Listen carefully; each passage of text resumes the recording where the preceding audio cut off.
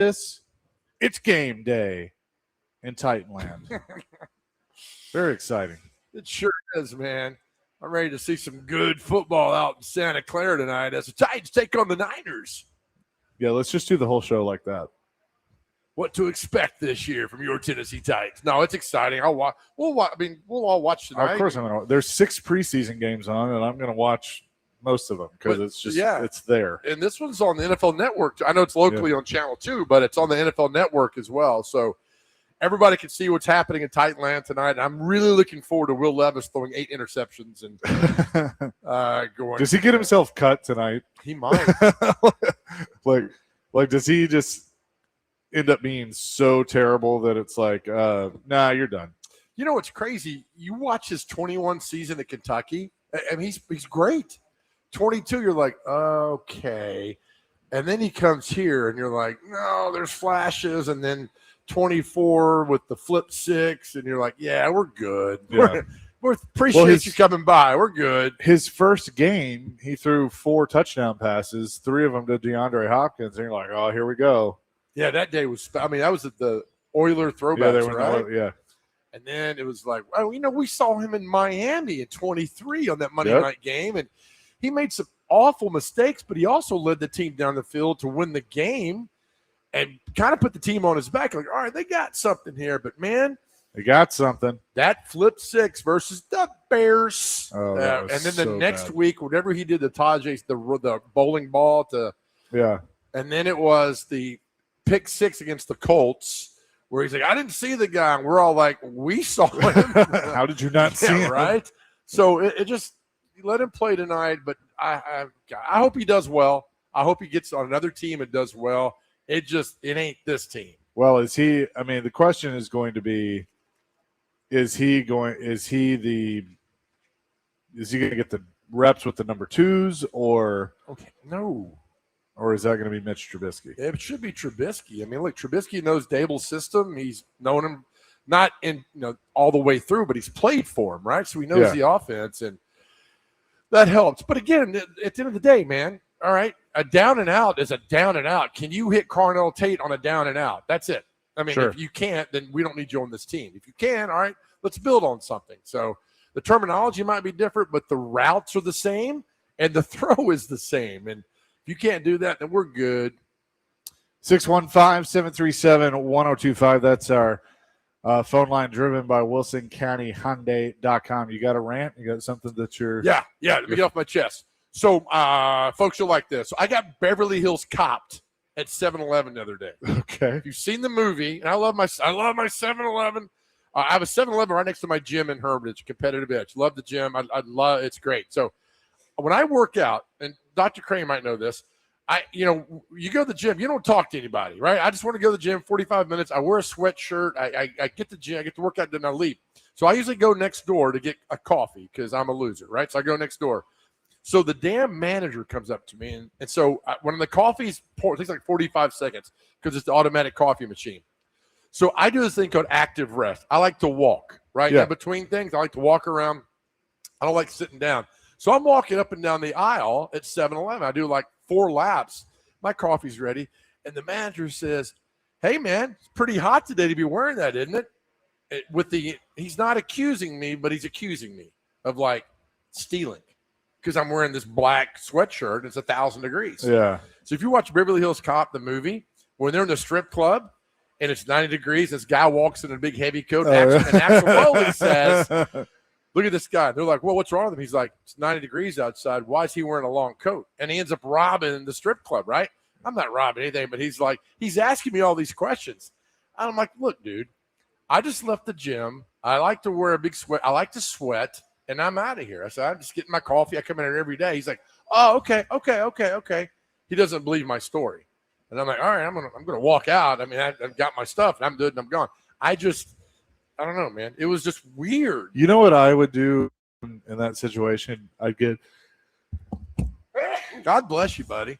I'd sneeze for one, but I'd probably get so mad for being accused of something like that I would like look and be like, it's going to be my job in life to make sure you get fired from this job. I know. I understand it, right? I get it. But I know, but like weird.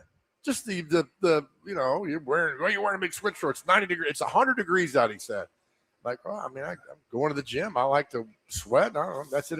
I just thought it was funny. I guess everybody gets accused of something. I don't know, man. But I started laughing because it was Beverly Hills Cop. That's exactly what it was. Which is a fantastic movie. Yeah, that made me. I wasn't mad. I just laughed about it. I was like, oh yeah, because I get it. Was it Chris Massaro? I understand what's going on, right? I understand. I just laughed. So anyway, guys, attending to his job. I love it. Well, that is a good rant that you had. Feel better about myself. Good. I'm glad you feel better. What is our question of the day? So it came up the other day with a conversation with a friend. When I was in Florida last month, I ate the same thing 4 days in a row. I ate shrimp and white rice. And I'm thinking to myself, what's one food you could eat every – God bless you, pal. Thank you. You're allergic to bad shows. And I said, I was like, what's one food you could eat for an entire year? The same meal over 365 days. I could eat shrimp and rice every single day for a year. Yeah, that's a good one. I mean, probably. I mean, I'd die, but probably prime rib and baked potato and every green day. Beans. Yeah, I just love prime rib. Really, every day? You think you do that for 365? That's pretty heavy. No, because I'd probably die. True. Right. But the shrimp and rice, man, I can't get enough of it. I cannot get enough of shrimp. I could do rice. like a chicken and broccoli, like a Chinese chicken and broccoli with fried rice or white rice. I could do that every day. Remember we went to Vegas? We all defaulted. Yeah. We went every night. What was that restaurant called? Was it a Chinese restaurant? I was at Circa. We were like, hey, you guys hungry? And we just look at each other like, the Asian place? Yeah. We went every night. It was that good. So I'm just curious. And they're like, Wade Boggs could eat, what did he eat every day of his life when he played for the Red Sox, Yankees, and the Rays? Chicken and something every single day for years. That's all he ate. And swore by it. And I saw a pic of Wade Boggs not too long ago. I'm like, this dude could probably still play baseball. But that's the thing. He's like, what's one food you could eat every single day, no matter what? I'm going with shrimp and rice. That's a good one. That is a fantastic answer. 615-737-1025. What could be your meal every day? Let's see. Mark from Clarksville says chicken Alfredo. Oh, yes. 1880 says a sandwich in any form. Really? Michael and Madison, buffalo wings, easy answer. But like how many? Like 8, 10? I mean, there's got to be a limit on that, right? So you're full. Till you're full. Tell that to River. Are you full? He'd eat 19 pounds. Dogs will eat all. They're not full. Yeah, right. That's why you don't leave food out. That's right. They just eat because it's there. Yeah. Yeah, River is that way. I mean, River, like, if we don't, he has a schedule that he eats. And I'm sure he attends to it too, right? He does. No, let me tell you. He eats dinner at 4:30. At 4:31, if you hadn't fed him, he's standing there looking at you like, what the are you doing? 90? What's he eating dinner at 4:30 for? I don't know. I didn't set that rule. Do you give him a night snack? He'll get a treat if he's good. Well, he's always good. He is. He's a good boy. Do you call it night snack? What do you call it? I just call it a treat. No, come on. Night snack? Is that what you want me to call it? Yeah, give him a sweet. That's a sweet puppy dog, man. Give him a sweet name for that. Night snack or something. Dustin in Hopkinsville says, Chase, are you like me? My old head electrician at Stansel, when I worked service, he said I sneezed in 12s and shot in 3s. You could count the sneezes. Oh, man. 9 times out of 10, it was 12 sneezes. That's Good probably Lord. right. That's a lot of them, man. Somebody told me when I was a kid that if you sneeze more than 5 times, you die. Yeah, I think that's an old wives' tale. So every time I'm like, even today, I'm like, all right, that's 3. That's no more. Well, because there's a myth that people say God bless you because your heart stops when you sneeze, but that's not true. Oh, okay. All right, well. I love the old wives' tale. We're all going to die. Thought you just loved the old wives. Hello. Ding dong, bing bong. Hair Metal Henry, meat lovers pizza, except the ones Dr. Crane makes. Come on now. Dr. Crane makes some damn good pizzas. Henry. That's all right. He misses out. Yeah, Dr. Crane, you said, I think this might have been spearheaded about what you said today because you could eat What is it you could eat every day? You mentioned it about a week ago. Chicken marsala with angel hair pasta. Oh, That's yes. That was it. That's it. I give you full credit for today. So, Dr. Crane, you're a good Italian boy. You'll appreciate this story. When Dad had the restaurant, I hated angel hair pasta, and I really don't know why, because it tastes the same. Like it's just the thin, angel hair. That's why it's called that. But I hated it. And then one day, after the restaurant was closed and he had passed and everything, I ordered spaghetti from a restaurant, and it was angel hair, and I was just like, why did I hate this all that time? I don't know why. It was like one of the weirdest things that I just didn't like it for some reason. It's one of the best pastas, in my opinion. And I'm in the camp of every pasta tastes different. Yeah, and you're right. Like, I think they do when you really think about it. So angel hair is number one for you? Yeah, it goes angel hair, tagliatelle, which is more that thick bolognese pasta. You could go with the bow tie pasta at number 3. And then maybe at number 4, you could put linguine. I mean, it's kind of like the little brother of tagliatelle, because tagliatelle is like the wide, long pasta. But I call it the little brother of linguine. Oh, nice. I like penne. Our buddy Greg Pogue says Don Meyer, the late Lipscomb coach, went to Captain D's every day of his life. I believe that. I've heard that. So Captain D's, that's stepping out there with all that. Do all that. Dr. Crane, you need to bring chicken parm, whatever you make, into the studio. Didn't we talk to our friend Mark Owens at MTSU, and he talked about the old Memphis coach Larry Finch? Yeah, would always go to they'd get to a away game, and he'd go find like a KFC or something that he'd have to go to. That's right. Yeah. Yeah. That was like his the number one thing was as soon as they got there, they had to go find. I think it was a KFC. Yeah, that's right, Larry Finch. It's a good memory for you on that, right? But see, like that kind of ties into what our question was last week on superstitions. I think some of that is a superstition or a routine that you just have to be in. Absolutely, but yeah, those are the things where. I mean, you're talking every single, not like for a week, every single day. And it's something that's got to deeply, deeply love. It's always good. So for me, it was the shrimp and the rice and every day. Could eat it every single day.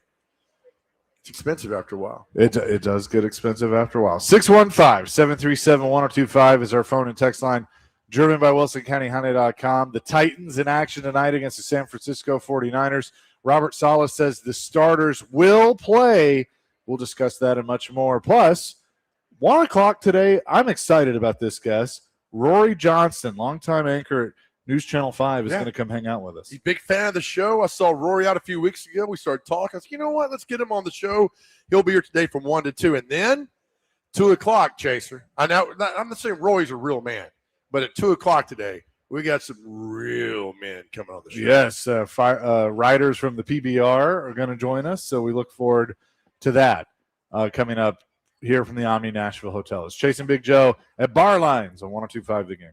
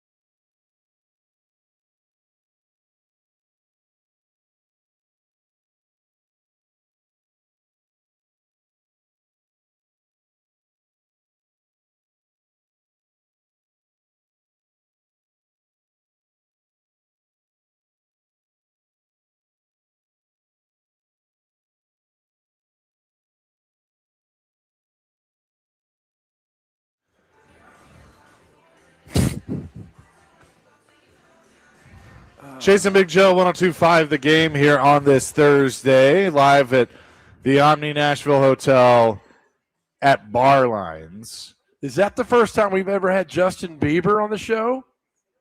Probably. Love it, man. Does he really get his peaches down in Georgia? Ohio? Don't know what that means exactly, but okay. I don't know. I mean, it's a good little beat to the song there. Right, Dr. Crane? Yeah, it's not too bad. It's not too bad. It's a good one. Elvis. By the way, we got a new name for Dr. Crane that Brendo came up with. I love it. Okay. Because Dr. Crane so wants to be part of the Belle Meade community. Yes. His new nickname is the Fresh Prince of Belle Meade. Nice. Sorry, Dr. Crane. I don't understand the logic behind it, but it is what it is. I go to Sperry's over there to get the sauce. That's how it started. Is that a crime, Chase? Is that a crime? No. You live close to the Kroger in Nippers Corner. They've got plenty of spices there you can go in and get. No comment. Let's see. If you could eat this, you would eat this for every meal. Is that what you said? Once a day. Once a day for the rest of your life. Yeah. Coffee crusted filet and Parmesan fries from Stony River. That's from Scott. Every day. You would eat that. I mean, think about this. Every day. Yeah. Okay. Dennis says lasagna, breakfast, lunch, and dinner. I'm with him on that. Clint in Clarksville, eggs and potatoes. So many possibilities. It's a good one. I mean, eggs, you can't go wrong. 0711 pizza. Huffy and Dixon, fried eggs and buttered toast for breakfast. Some kind of tacos for dinner. Ooh, I like that. Fat Hog in Murfreesboro, country fried steak, extra gravy, mashed potatoes, extra gravy, corn on the cob, extra butter with cornbread, extra butter. Why do you think they call me Fat Hog? Oh, my gosh. Well, Fat Hog will be gone in a month. No doubt, right? His cholesterol is going to be sky high. But you know Or what? do you think, like, if you ate that much, you know, for that consistently, that your body would just almost still survive to spite itself? Probably. I mean, it's funny. I've got several friends who are on the complete carnivore diet where they eat nothing but meat, and they swear that their health is better. Everything is better. I mean, they've lost weight. Everything's better. And I'm not going to argue because I see the difference in how they're feeling and what they're doing. And I was like, all right, that's fantastic. Maybe that's what we should default to. But I don't know, man. I mean, is shrimp part of that deal? Maybe. I don't know. Shrimp's, Dr. Crane, you're the smart one here. Is shrimp part of the carnivore diet? Shrimp's not a meat, I don't believe. You tell that to the It's shrimp. a crustacean. Yeah, because during Lent for Catholics, you can eat shrimp on Friday because it's a fish. Okay. All right. We got the religious crew here. We got the Cafeteria Classic, the Back Row Baptist, and what do we call you? What are you, Methodist? Yeah, The Meddling Methodist? meddling Methodist. That sounds right. That's actually pretty spot on. So we got I had a friend in high school that grew up in the Baptist church, and he'd walk into our homeroom every Monday, and I would look at him and go, "So TJ, what are we boycotting this week?" Oh, ouch. That's it? He'd laugh. He'd go, "Well, this week it's love or laughter." So he's a Meddling Methodist? No, he was a Baptist. Oh, watch your mouth, man. Us Back Row Baptists, we got it going on, buddy. So that's it. We got you covered there. Thank you, Dr. Crane, for letting me know that the shrimp is not a meat. You're welcome. I mean, I knew it wasn't, but I just thought it was part of the family. Well, it's a crustacean, right? It's a shellfish. Right, Yeah, but it's Chase still is spot on with that. okay. But That's why, like, shellfish, people that have a shellfish allergy can't eat shrimp. you don't eat that, right? But you have some. No, I allergy? like shrimp. No, I don't. My mom and girlfriend both have a shellfish allergy, so it's just not around. But I like shrimp okay. Okay, but you can't eat. Can you eat it around Yeah. them? I got to be careful. All right. Like, I couldn't, like, it's contact. I mean, I got to be very careful. Okay. All right. I like the peanut allergy. Like that in the 80s, that wasn't around. Yeah. And I hate that some people have that. I think it's terrible for all that. So I don't know. We'll just kind of, I don't know, stick to the shrimp family, man. Hey, Dr. Crane, shrimp is protein, right? Yeah, why would it not be? I'm asking you, pal. Yeah, it's protein. It builds Okay. muscle. Good. That's why I'll eat it every day. And what is the white rice? Is that Healthy carbs. Healthy carbs. All right. You Is could that go brown considered rice to be a little bit more healthier, but white rice is fine. Is that a starch? Probably. Okay. You should know. You cook food. You're a very good chef. You should know this stuff. I apologize. I'm sorry. For what? It is about 80-90% of it. So there you go. Okay. Thank you. I feel better now. Much better. I was trying to find a clip of our favorite TV dad to send to Dr. Crane to play when talking about eating. That's one of my favorites. I just sent it to you, Dr. Crane. It's a good one. 615-737-1025. Shrimp and grits, fried bologna sandwich gets a vote. That's all good. Those are really good. Can we talk about a little bit later on the big baby in the NFL? There's a big baby that plays in the NFL. We can talk about it right now. Jaden Daniels. This is just one of the most bizarre stories ever. LSU, he's told LSU, his mom, has told LSU that they cannot use his name, image, likeness, and anything anymore. And they're highly upset that they gave, was it a freshman, his number 5 to wear? They're livid. Like, how long was he there? I don't know. A year? But bro, read that title. Daniels sends cease and desist to LSU after Pickett giving number 5. Yeah. They haven't retired his number. No, look, cease and desist. An attorney representing Washington Commanders quarterback Jaden Daniels has informed LSU can no longer use his name, image, and likeness. According to letters to the Tigers athletic director, ESPN got a copy. At the center of the dispute, according to a statement from Daniels' spokesperson ESPN, that the Tigers are allowing sophomore cornerback DJ Pickett to wear the number 5 jersey that Daniels wore when he became LSU's third Heisman Trophy winner in 2023. While Daniels' jersey has not been retired by the Tigers, it's the first time a player has worn number 5 since he left. The family's deeply disappointed, feels profoundly disrespected by LSU's decision. You know what? If I'm playing against Jaden Daniels and I'm in the NFL, I am going to sack him and say, "Where's your mom, buddy?" Yeah. I mean, like, live it up on this guy. Give it to him. Like, he deserves it because you're right. I think using the analogy of being a baby is exactly what he's been. Like, I don't get, like, how much do you have to think of yourself to be mad about that? Where, like, how long did he, here, Jaden, let's see. He went to, I didn't think he was there very long because he was at Arizona State. He was at LSU 22 and 23. Right.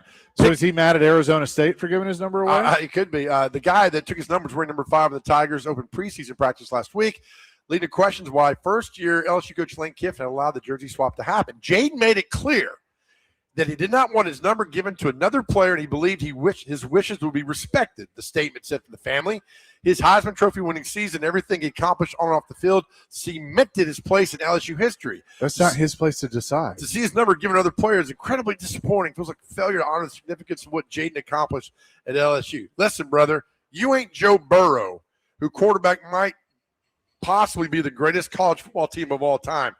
That's different. Yeah. You ain't him. You won a Heisman Trophy. That's great. You're doing great in the NFL. But you are making your generation look really, really bad. And I would not align myself with this jackass 1 second, or his family, or any of this stuff.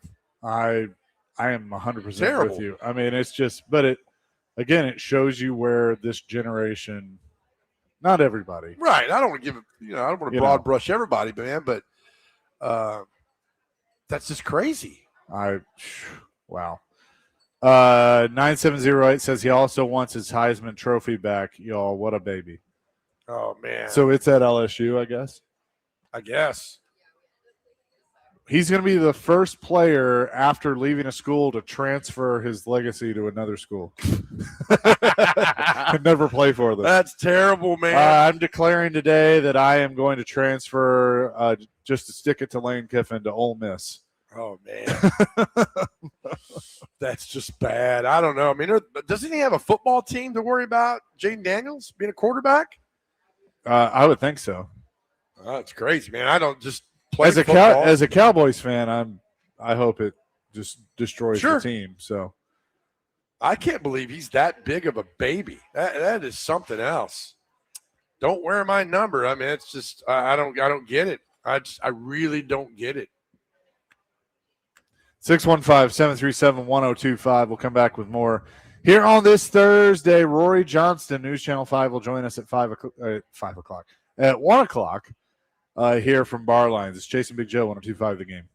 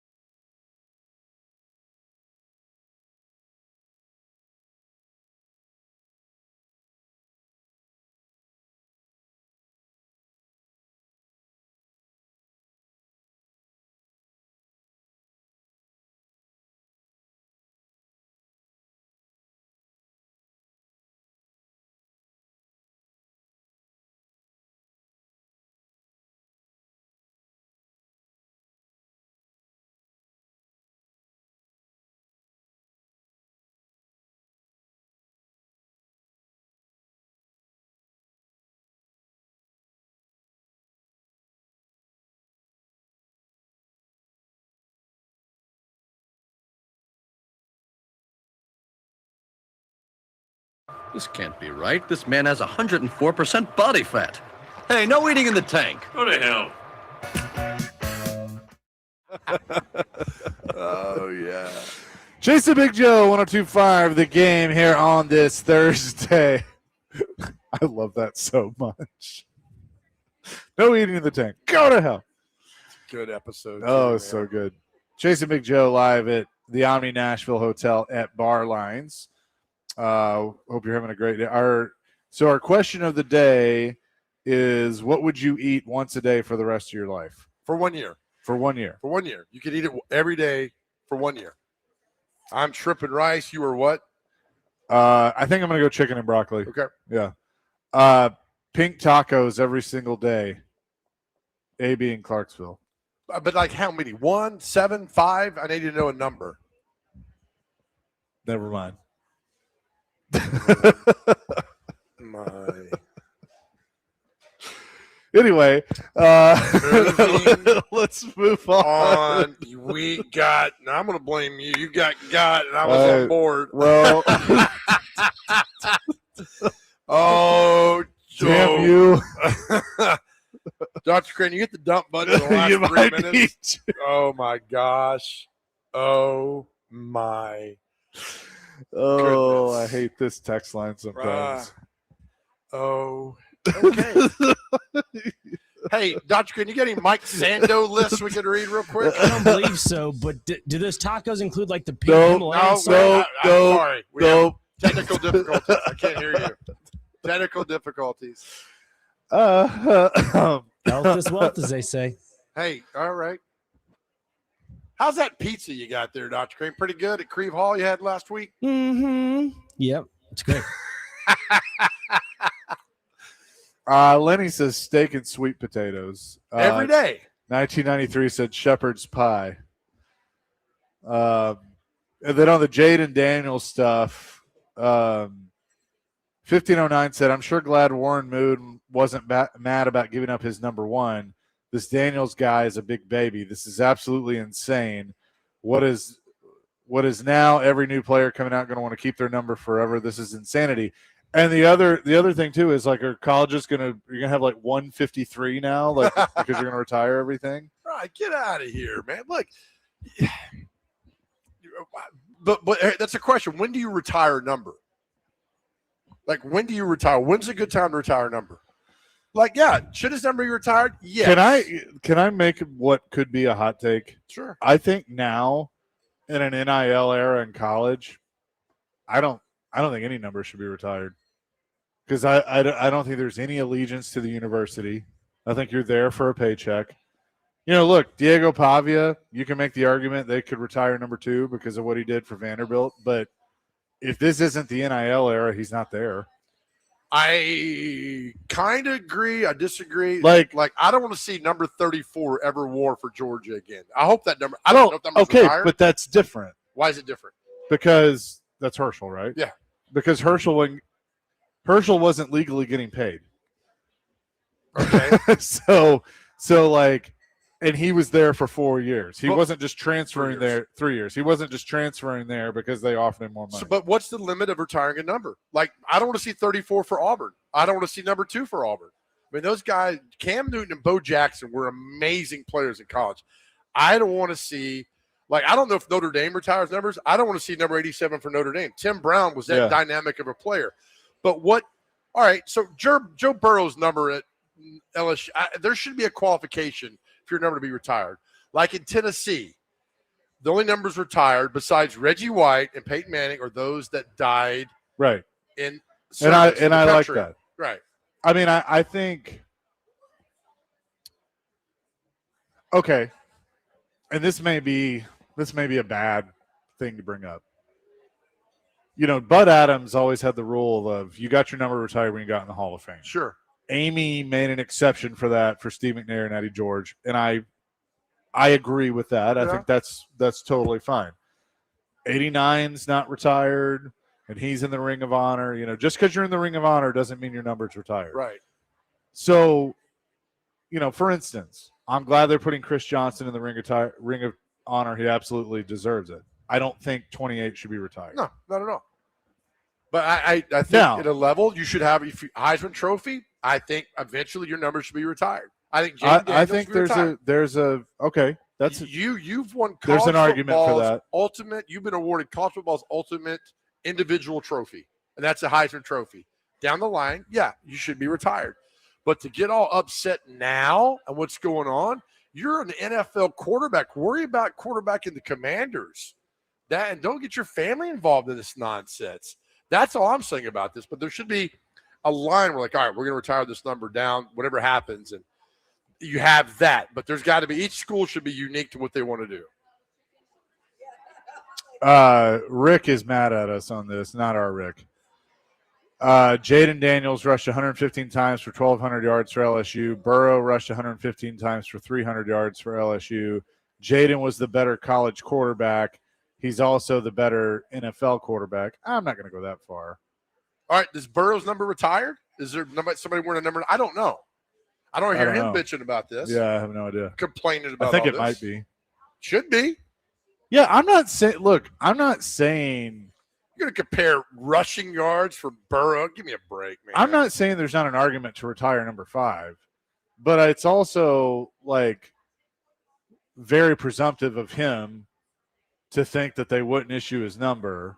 That's kind of the school's decision to make. Right. And also in today's era, I think it should be a lot harder to get your number retired. Sure. That's all I'm saying. Just can't hand it out to people like that. Yeah.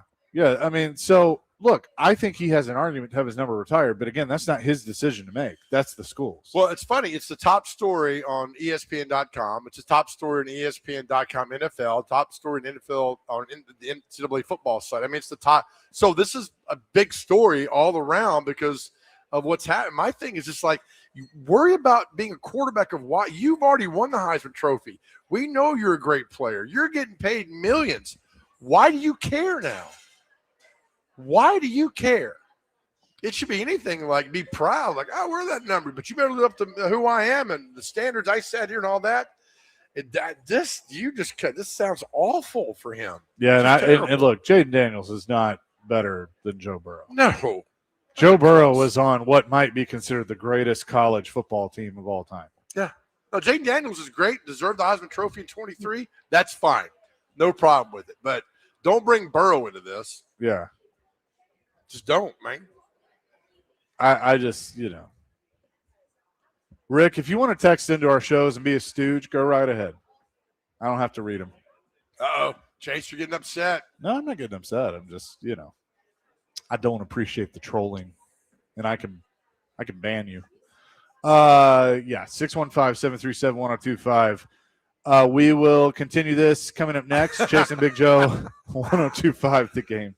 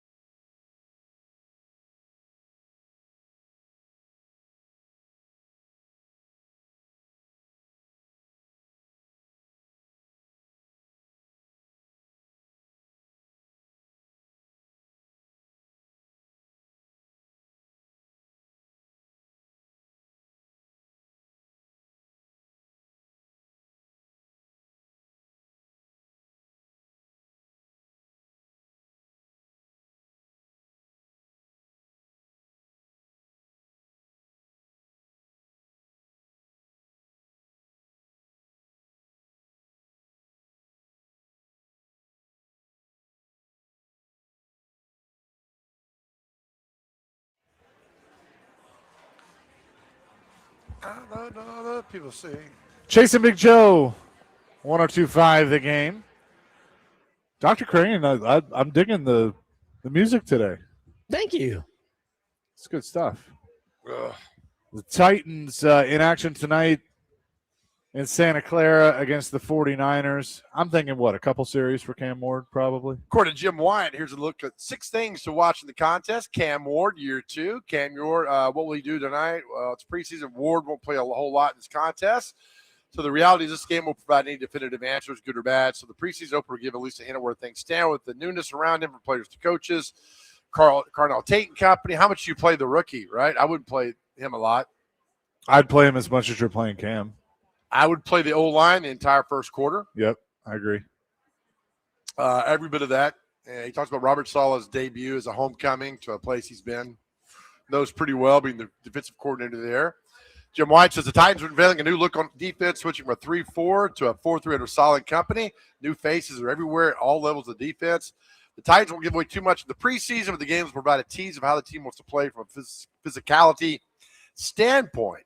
Jim says, again, I wouldn't look for the starters to play much. This game is more of a tune-up, but try telling to a guy like rookie linebacker Anthony Hill Jr. I'm looking forward to seeing him. Who's fighting for a starting spot. Some hungry players will be on the field throughout the games, looking to make a name for themselves. He talks about the special teams, and I do not care about the special teams. Well, I will say this. If Joey Sly's not good tonight, he's getting cut, and they're looking for a kicker, I think.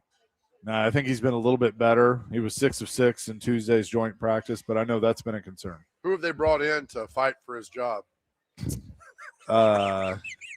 Coup. They brought in a pigeon? Yes. Look, I've already – let's just – I'm 0 for 1 today. So. Young Wei Koo, is that right? Yeah, thank you. What's his name? Young Wei Koo, I believe. Young Wei Koo. Who was he? The one that was the Falcons? That's not how it's spelled. That's correct. Near how it's spelled. I think we've all been down that road, unfortunately. Yes, we have. I mean, who's the guy that was here that's still kicking the league? He's like 41 years old. He was here just a few years ago. Oh, I know who you're talking about. Nick Folk. Nick Folk, yeah. Yes. Yep, he's still in the league getting it done, right? Still kicking. And look, it's important. We saw that. I mean, the Hall of Fame just inducted their 3rd ever kicker this past weekend into the Hall of Fame, and Adam Vinatieri. But I mean, there's a lot of kickers that are out there, man, and so the pressure is just boom on you for doing that. So Joey Sly knows what's at stake tonight. That's like the NFL. You talk to all of our guys we know played in the league. It's like they will cut you in a heartbeat and move on. And so if Joey Sly knows what's at stake tonight, then that's what's happening. I always thought, though, that to save a roster spot, we'd see more punter, kicker, like one guy do both. Yeah. And I don't remember the last time there was a guy who did both. I do remember Brett Kern telling us one time of why you don't see that as much anymore, because the kicking motion and the punting motion are completely different on your leg muscles. And if you're trying to do both, that's why like Pat McAfee didn't last in the league very long, because he was doing kickoffs and punting, and it just messes your leg up. I have no idea. I just they did it in the old days. Yeah, well, right. But I mean, now today we can't do that. You know what that I think should be a rule change? So one, and you may disagree with this, I think the roster should expand from 53 to like 56, something like that. But I think the specialist and the 3rd quarterback shouldn't count. So like you have 53, but everybody's got to have a kicker, everybody's got to have a punter, everybody's got a long snapper. Yeah. Like, why do those count towards the 53? Can the long snapper make a tackle? Yeah, probably. Can the kicker make a tackle? Probably. Can the kicker determine the outcome of a game? Okay. Their spot. Here's the deal. Just when they go 18 games, increase their roster to 61. Yep. Right? You just saw Dr. Crane and I talked yesterday. We talked about how much the Titans are worth. What was it, $8.6 billion? $8.62 billion. If she sold, she'd get 10. Yeah. They've got money. These owners are all so greedy. I mean, you could add more guys to the roster. It's not going to hurt you in the pocketbook. Here's going to be so stupid. Here's going to be the I think what is driving people out is I was told that to own a team in the NFL, there's like you have to have a certain amount of money cash in the bank at all times that you don't touch. Like basically like you have to keep a certain amount of cash in a bank account, you know. How much? I'd have to look. I don't remember the number. I think I got like $83. Yeah, something right. More than that. And there's fewer and fewer because a lot of these owners, you know, to cover some of the rising costs of owning a team, like they have, you know, different equities and other things. Okay. But you have to have this amount of cash available to you. And the number of people, it's dwindling that you have that. So as these prices go up, there's less and less people that are going to be able to afford to buy a team outright without like some sort of ownership group. All right, but if you had 10 players and you increase the salary cap by $15 million, Amy Adams is still getting her ivory back scratcher, right? She's, damn you! I was going to buy an ivory back. She's still getting that, right? So it just increase it and then add more guys. Look, when they go 18, they put the extra bye weeks in there. You're going to have to expand the roster to get more guys. It's all coming down the line. You'll have, let's say 60 for a good even number. Okay. You'll have 60 on the roster plus probably still 12 in the practice 12 squad. practice squad. So that's 72. Yep. You know, do you expand training camp rosters? Do you go from 90 to 100?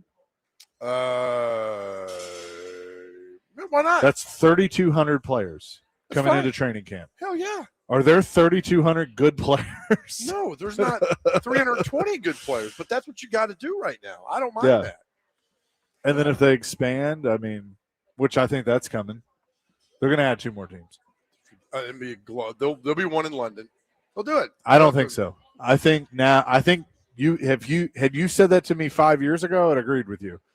Now, and it would have been the Jags. Now, I think they realize it's more profitable to them to make every team play an overseas game. Like the 18th game is going to be a Europe game or Australia or whatever. So you're at 2 domestically. Yeah. All right. So Salt Lake City is getting one. There's no doubt in my mind. I think that's probably a good call. Where's the other one? San Diego. I think if they get one, it's just the Chargers moving back.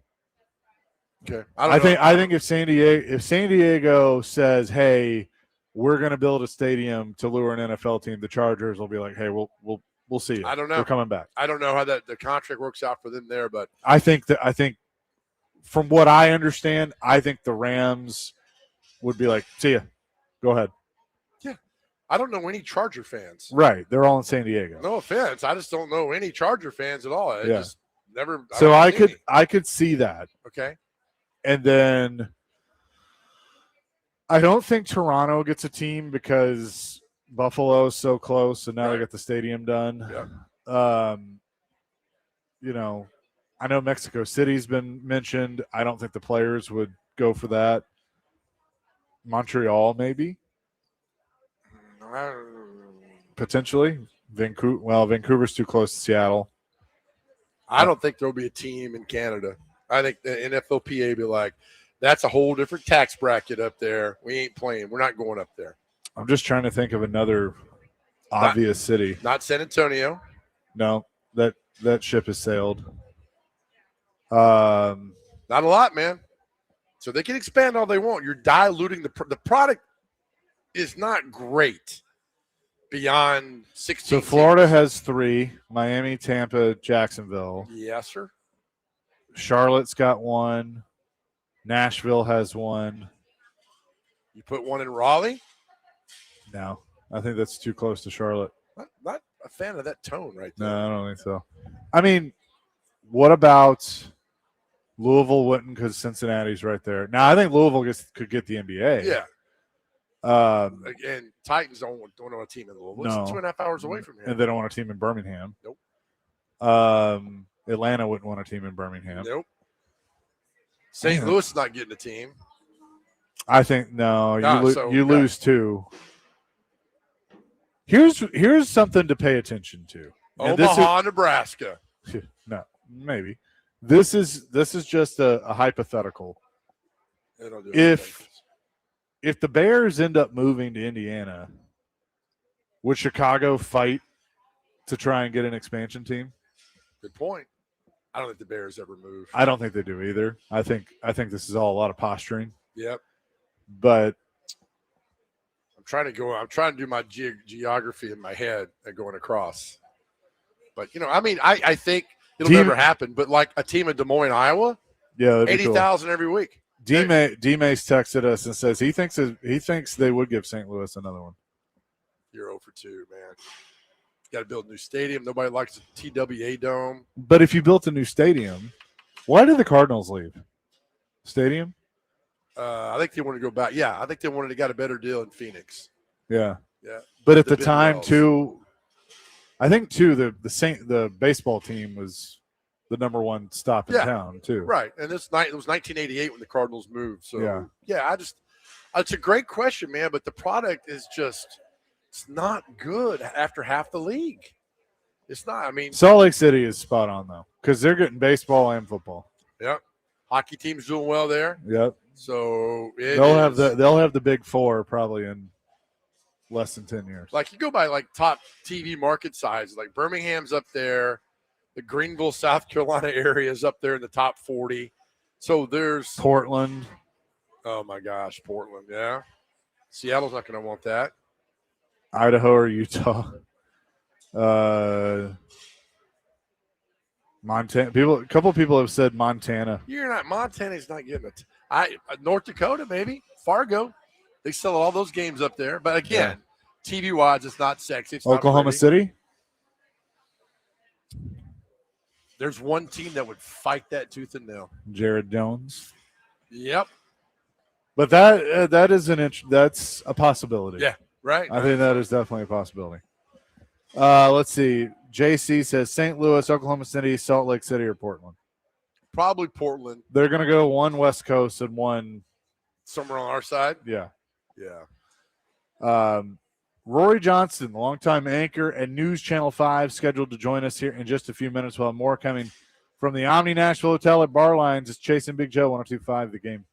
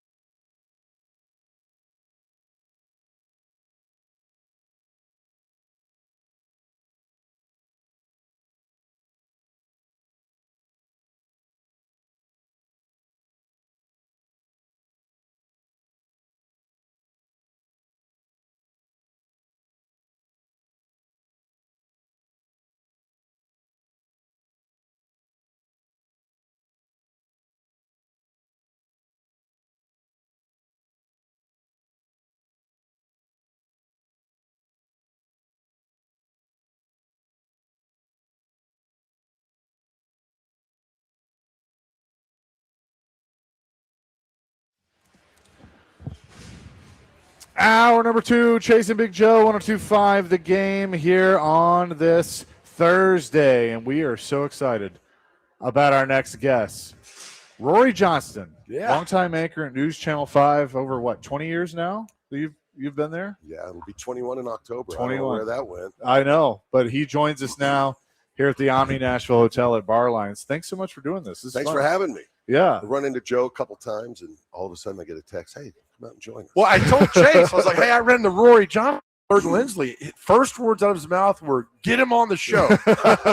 Not how is he? How's he doing? What was going on? And I was like, all right, I will. And so we love it, man. We think the world of you. I told you at the time, it was Guilty Pleasures, yep. Great band, that my drive-in, because I work second shift, usually about this time of day, flipping around. And, I listen to you guys. You're great. Well, we appreciate that. Way I can learn about, other than during the newscast, learn about what's going on in sports. Right. Well, we hope we helped you on that. Great job. Full of a lot of nonsense, but we thank you for coming down. Yeah. And I know this time of year probably has to be busy with election season. Just had the primaries last week, and then the general election November. It's been a big year. Yeah, right. Because the redistricting all of a sudden shook up everything. Right. I mean, how many months where every commercial break was, flyers, texts. It was big push. Well, we a lot joked, of new faces. Yes, we joked that if you're watching the news or even listening to radio, it's like Joe Duman will make things better for you, and then the next ad, Joe Duman doesn't like you. We talk to they're voice actors, these voiceovers, professionals. Yeah. I want, they usually work from home, probably all over the country. These people, great. They get this email script. They probably are like, wow. And how many times they have to do it because no, I need a meaner tone. On and on. Right? It's all black and white and grainy. The worst photo, right away what kind of ad it's going to be. Yeah, and especially working in the news. You're right down the middle. everybody gets fair play. Try to be. Absolutely. But people don't see it that way because when I work, they're like, "You're favoring so." I'm like, "No, I don't really care." I will say, the network national level is really taking a hit, and I might say in some cases for good reason. Right. Local, somewhat, but still there's more the higher trust level. Thank goodness. Yeah. Because I get emails from someone angry about something on the side, and then the next week from this side. But we try to respond, and sometimes I surprise people.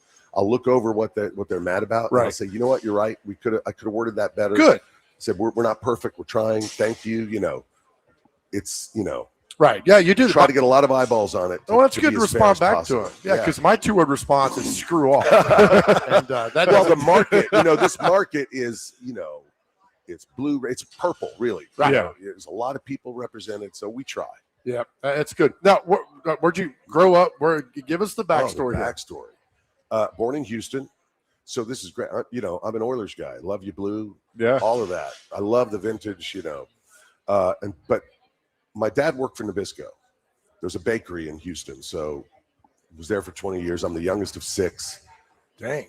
We all grew up in Houston. Then he got transferred to corporate headquarters when I was in, 11, like 5th grade, going into 6th in New Jersey. Talk about culture shock. Oh, yeah. But you know what? It's a beautiful area of northern New Jersey. Rolling Hills, very, similar to around here. Yeah. So moved there, middle school, high school, and then went to Syracuse for college. Did you? Trying to get into the big broadcast school. Didn't get in. Kind of, decided I was going to major in English and be a lawyer or teacher. The other reason is the Newhouse School up there, public broadcasting. I couldn't get in initially, but they said, first year, everyone get a 3.0 or better your freshman year. And I'm out. There you go. Right. I'm like, I can do that. And I didn't get it. I didn't because my first semester was a train wreck. But also, I did volunteer at the student-run radio station, WAER, I think it's called, at Newhouse. I went in there to intern, just to do some voiceovers, whatever they let me do. And there was a lot of sports broadcasters, right, came out of, Bob Costa. I'm going to go down the list. There's a kid, a freshman, in the next room, or maybe it was sophomore year, doing a show, and I'm like, this guy's a pro already. I couldn't believe the level. He was Mike Tirico. Oh, wow. And I thought, I can't do this, But my senior year, I would help fraternity brothers were production majors in Newhouse. and they needed talent for whatever their project they were working on, and they would hire me and give me a 6-pack of beer for doing it. And so I would go and be this host, and I was relaxed. And a professor came up to me and he said, "Who are you?" He said, "Are you in broadcast journal?" I said, "No, I'm an English major." And he said, "Have you thought about it? Because you have I think you might have something." I was like, "Oh, I know. What am I, you know?" So eventually I got it, spent 2 years out of college, kind of finding, Right. substitute teaching, waiting tables, all that. And finally I got the nerve up to put a tape together and look, and I got a job in Bangor, Maine. Oh, not so for 2 years you just kind of like a nomad? Yeah, see, my parents moved back to Houston, so Okay. I was in Jersey living with high school friends. We're all out of college, kind of that halfway house. Yeah. We don't want to be adults yet. Can you tell us stories from that, Rory? But I did intern a couple of summers in college. I went back to Houston where my parents had gone back and interned at a couple of stations. So I was able to put some stuff on a tape. And then finally, I had that quarter life crisis, turning 25, and I called my parents from Jersey. I said, "I need to move home for a year. I'll wait to save money, but I'm going to go to University of Houston, take a couple of journalism classes, just put a tape down. I'm going to do it." And I did. Good for you. So the next summer, sent all the tapes out. And this was before the internet. Yeah. Youngsters had to go into the office. You might remember RTNDA had a newsletter with job listings every week, and it was posted. So I'd go into the office of the journalism school and write down, and then there was like NAB or something, in the back, write them all down. I had a bedroom in my parents' house set up with the VHS tapes with the labels, typewriter, typing the cover letters, sending them everywhere. I started sending them, and I get these calls. "Hey, I kind of like your tape. Do you have any experience?" I'm like, "No, I need to get in the door." Yeah. And out of the blue, Bangor, Maine called, and the guy said, we had a good conversation. He checked my references, and he said, "I'm gonna fly you out." I was like, "Oh, this is big." And and I got hired as an anchor. Wow. It's marked at 155, but Sure, but still. spent 4.5 years there. Nice for just you. Making all the mistakes. Let's back up. And you were Vegas before here, right? No, then I went to Vegas, then Indianapolis, and Then here. Ah, were you at Syracuse when they got to the title game in '87? yeah.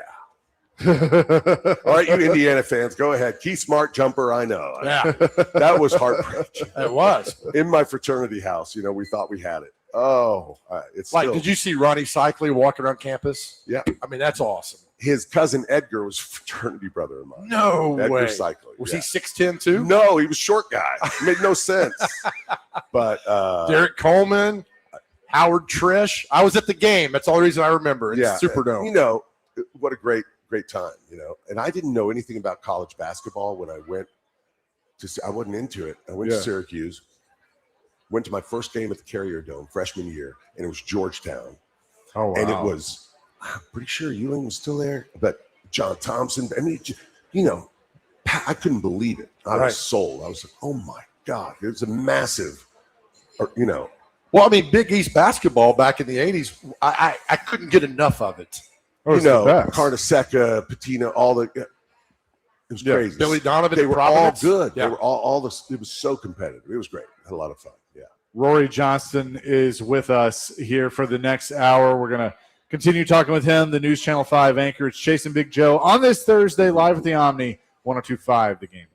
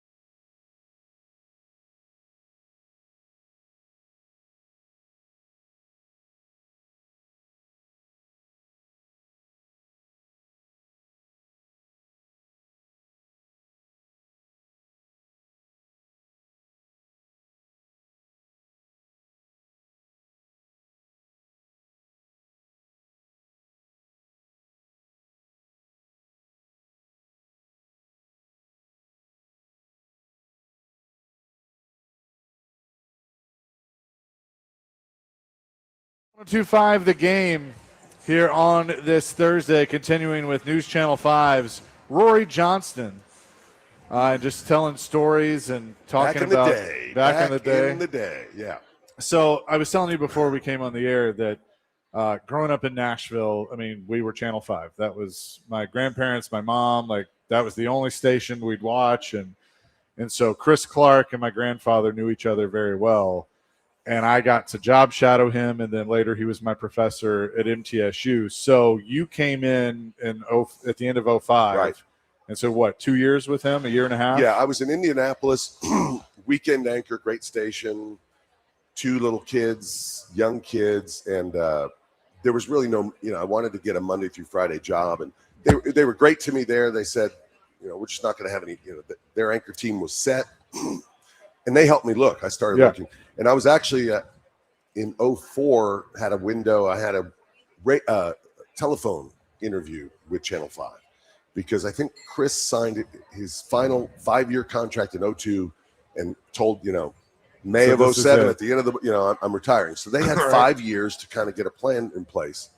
So had a radio interview, but never heard from him again. And the following summer in 05, my contract was really coming up and got an interview in Charlotte. Great station, nice, looking for a place to raise the kids, and flew out. Looked like I was, of course they had to do focus groups, so I had to wait. Oh my gosh! And my agent, he called me and he said, "Hey, I just talked to Mike Cutler was my news director here in Nashville at the time. Right? He was friendly. He said, "Hey, I just talked to Mike at News Channel 5 in Nashville." I said, "Yeah, what happened with that?" He said, "They're still looking. They have time." He said, "I'm going to call him." And he called and he said, "Hey, are you interested in Rhori? You talked to him last year. He might take a job in Charlotte." And all of a sudden, Mike said, let's fly him down. Let's talk to him. Yeah, I love it. That's I have family here, all my cousins, born and raised here, my dad's brother for years. So I've been visiting Nashville as a little kid. So I was like, oh, please. And I love music. I was like, please, Nashville. And I came down and interviewed. And they had it was nerve-wracking because of, Nashville, you're right, loyal viewers to particular stations. Yep. I mean, Bob Mueller, 40 years at Channel 2. Yep. It was Bob and Ann. It was Dan and Demetria, that team over at 4, and it was Chris Clark and Vicki Yates, Hope Hines, and they all had their teams that were set, and it was really impressive, like the longevity. So they had a plan. He's gonna slowly taper. You're gonna fill in for him, and then his final year, he's just gonna do the 6. You'll start at the 10. All of that, and it worked. Plus Chris was just. What a classy guy, gracious, put his arm around me. He wasn't the grizzled veteran that's like, you're on your own. I was here maybe 2 months, and he came up and he said, "Hey, you're doing a great job. I'm going to go get double knee replacement surgery. You're on." Oh, wow. So he was great. And so by the time he retired on that Friday, Monday, I came in and it was just kind of, you were good easy to go. transition. I love it. All right. So can I tell one? Go ahead. So the funny thing about that, I told you my grandparents, they watch religiously. And, I think they kind of knew like Chris was probably close to retiring and all of that. And there had been a few, weekend people. Scott Couch was there and, had done a great job. But whenever Chris was off, it was kind of like, okay, they're just filling in. And I'll never forget my grandmother, who was probably 75 at the time. Yeah. You come on for the first time, and my grandfather's sitting right there, and she goes, "Well, who is that? He's handsome. Is he taking over for Chris?" You know what's funny? And I've told this story, and I never really saw it. First time I started filling in and on the air, and I started getting calls and emails from viewers asking me if I was related to Chris, that I reminded them of Chris. Yeah, I could see and that. I was like, I didn't really see it. Or, maybe I don't know. He had this powerful voice, but all I know, I remember going home and telling my now ex-wife, but telling her, I think this is going to work. If they think, that's good, that's a good sign. It's a great sign. And a couple of 2 years ago, Forrest Sanders, our great reporter, was at 4. He did all of these retrospectives when we celebrated, I think, 70 years on air. And so there's a lot of old stuff in his stories running, incredible archive video. And I'm on the set, and it's a long story package, as we call it. And I'm listening, but, at the same time, I'm looking ahead and working. And out of the corner of the eye, my eye, peripherally, I saw myself. And I thought, oh, what clip did he use? And I turned, but it was Chris. Oh, wow. Old Chris, And for a second there, I was like, oh, maybe is there, so, but anyway, it all worked out. And Chris and those guys, Ron Howes, Hope, Vicky, they just pulled me right in, and it was like, Vicky's the queen. I mean, 16 that's royalty. years I got to anchor with her and next to her. Wow. Just not a missed note ever. I mean, just she would walk in, just elegant, classy, beautiful. Love her. Gracious. All right. So we have a mutual friend. Yeah, we do. When I was at Channel 2, they hired a sports director named Chris Stout. Yeah. He worked with you in Indianapolis. Then you get hired at you're already at Channel 5. And so Chris would tell me, he said that the greatest thing Rhori would do in Indianapolis, people would come into the station for like job interviews or something, and you'd be like, the early days of internet too, right? Yes. So this is like early 2000s. Right. And here's what it was, and I'll let you finish. No, go ahead. We worked weekends. So the weekend crew, You're delirious. The bosses aren't around. Right.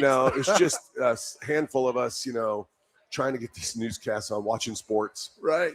And we would have, if there was a Colts game, like the Chiefs would play in Indy. So the NBC, there'd be a crew from the NBC station who would come in and use our, in the conference room, they'd use our equipment, whatever, come on in, we help them out.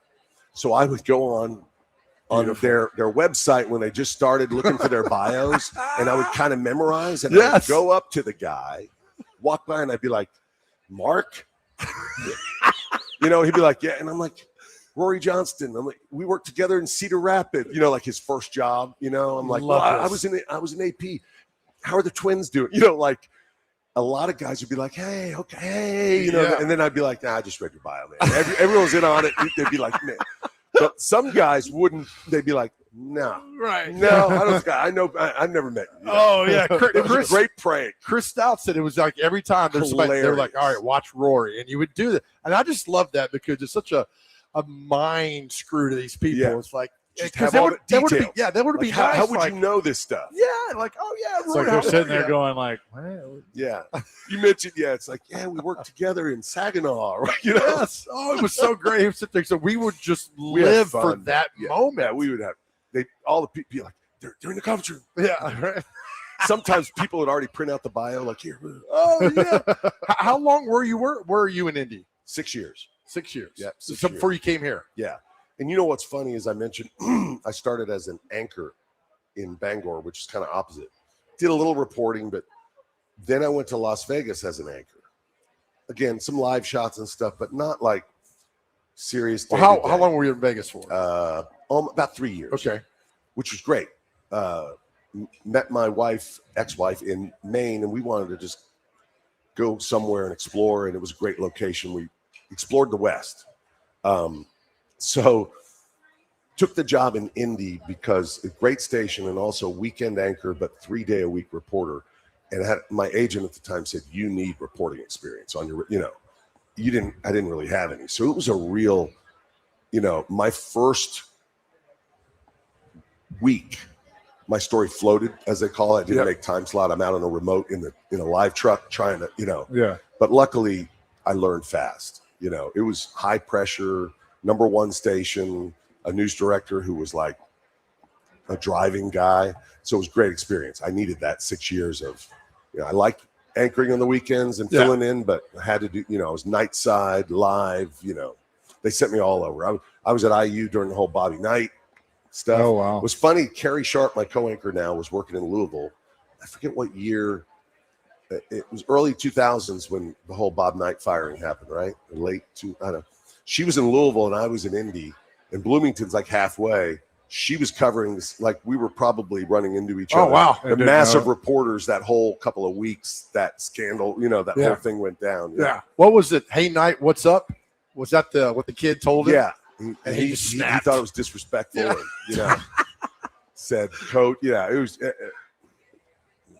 a mess. Good times up there. High emotions. So were you there early days of Peyton Manning, right? Oh, yeah. Which is funny because I was floating around when the Oilers left Houston and came here. I was kind of, upset about it, but I still loved the Oilers, like that's my team. And I was all over the country and didn't really have a team. I loved Peyton Manning. So when I was 6 years, I was a Colts fan, but really I was just like watching that, I would tell the guys who were Colts fans, like, you know how spoiled you are. This is not the norm. Like, every Yeah. time he comes out on the field, just expect him to march right down and score a touchdown. It was incredible. It was a lot of fun to watch. I left and they won the Super Bowl against Chicago, like the first year I was here. But once I got here, I was like, yeah, Titans, I'm back home. There you Oilers. go. Yeah. Especially going to a game and seeing people wear the old Love You Blue. Yes. Which we're back to. That's right. Yeah. Titans blue. Rhori Johnson will continue with us. Coming up next from Channel 5, we'll have more here on the Chase and Big Joe Show, 102.5 The Game.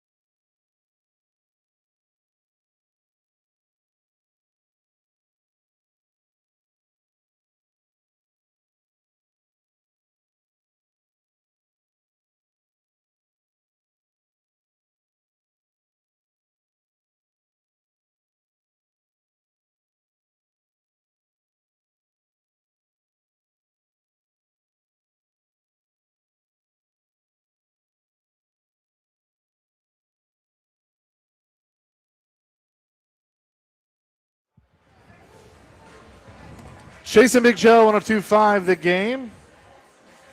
Continuing with Rhori Johnson, News Channel 5, longtime anchor. We started this talking about election season. Do you like the election coverage? Because I feel like, election night is just boom, boom, boom, boom, boom. Yeah, we've always been, made a big deal. Pat Nolan, our longtime, he's retired now, but our longtime political analyst. It was, I remember one of the first big election nights that we would be on News Channel 5 Plus or whatever for several hours, and Pat's next to me, and I'm trying, I've just crammed, trying to get all this information. He pulls this book out. I don't know how, some state house race in Sparta, Tennessee, and he's like, got a little bio on, like, where did you get all this information? But also the historical kind of perspective that, he would, crunch the way he crunched the numbers and explained things. I'm just sitting there like, okay, I'm okay. I can slay him. My job's easy. Play off of him, but it's always been a big deal. It's exciting. Now with technology, getting the numbers, we used to have a system to try to get those results in, but like the other night, it's just fantastic. Right. That's the key thing is people want the number. They want to see those numbers, Go back to this, refresh them, keep going. So we were talking during the break that my last semester at MTSU, I had Chris Clark as a professor, and it was election. It was that presidential election. Yeah. So we did the entire 2012? mass comm. Yeah. We did a election night coverage. Yeah. Now I knew I wanted to go into sports. So at first I'm like, I'm a sports guy. And I'll never forget him looking at me going, you know what? It doesn't matter. Because if something had happened to me or whatever, Hope Hines was ready to step in if he needed to. And I was like, okay. And we had a blast with it, like doing, whether it was VOSOTs or packages, or we all had to do different things. And he was so, just detailed. Yeah. Which I will always be grateful for. Everybody, you kind of rely on everyone. A couple of weeks ago, I just came down with something. I was not feeling. I came out I was soloing. I came out to do the 5, and I, try not to say anything, but I was just like, oh, I'm not. I got to power through.